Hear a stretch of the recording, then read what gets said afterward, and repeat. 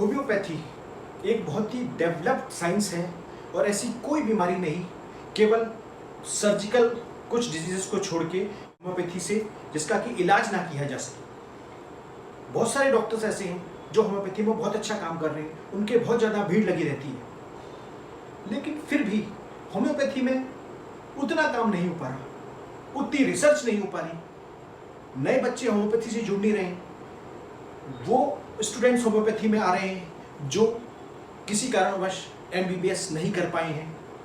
उनको लगता है कि हमारे नाम के पीछे डॉक्टर जुड़ जाएगा।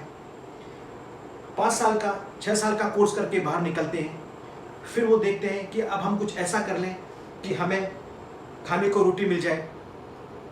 पेशेंट देखते हैं, समझ में नहीं आता। इतने सारे स्कूल्स हैं होम्योपैथी के, किसी की बात किसी को समझ में आती है, किसी की बात किसी को समझ में आती है, लेकिन पेशेंट ठीक नहीं हो पाते हैं। जिन बीमारियों का होम्योपैथी में बहुत इलाज है, बहुत अच्छे से इलाज कर सकते हैं हम, उनके लिए हम खाली बैठे हैं और दूसरी पैथीज में लाइन लगी हुई है।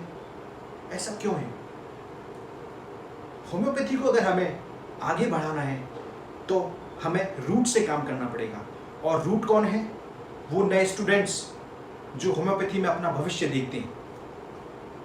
मेरा ये जो चैनल है होम्योपैथी बेसिक्स, इसके माध्यम से जितना मैं जानता हूँ, पेशेंट को देखना, पेशेंट को पकड़ना, जितना हम लोगों ने पढ़ाई की है, जितने हम लोगों ने कैंप लगाए हैं और जितने हमने पेशेंट ठीक किए हैं, उसके बेसिस पर और उस अनुभव को मैं आपको बांट रहा हूँ। सबसे बड़ी दिक्कत जो स्टूडेंट को होती है वो ये होती है कि उसको हर दवाई अपनी दवाई नज़र आती है। उसको लगता है कि अर्जेंटम नाइट्रिकम भी मेरे जैसी लग रही है, लाइकोपोडियम भी मेरे जैसी लग रही है, ओपियम भी मेरे जैसी लग रही है। वो खुद की दवाई नहीं निकाल पाता है, तो पेशेंट की दवाई कैसे निकालेगा?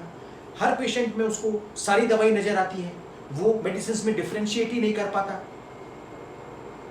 समझ ही नहीं पाता कि उस मेडिसिन को कैसे पढ़ा जाए। ऑर्गनन, जब ऑर्गन पढ़ने की बात आती है तो कुंजियों को ढूंढते हैं। ओरिजिनल ऑर्गनन जो हैनीमन ने लिखी है उसको तो कोई पढ़ता ही नहीं है। तो इस चैनल में मैं आपको ये बताऊंगा कि दवाई को कैसे डिफ्रेंशिएट करें, पेशेंट में दवाई को कैसे पहचानें, उसके मेंटल्स कैसे पहचानें, उसके फिजिकल्स कैसे पहचानें, मेडिसिन को कैसे पढ़ा जाए कि वो हमें मेमोराइज हो जाए, ऑर्गनन को कैसे समझें। क्योंकि आप देखिए, ऑर्गनन जो है वो एफोरिज्म के रूप में लिखी गई है। जैसे कि कबीर ने दोहे लिखे और दोहे का लोगों ने अलग अलग तरीके से अर्थ निकाला।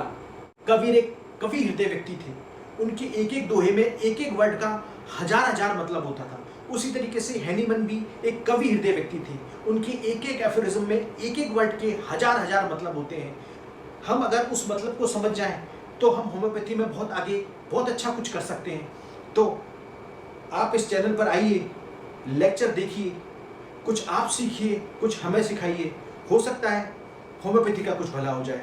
जय होम्योपैथी, जय हैनीमन। Thank you.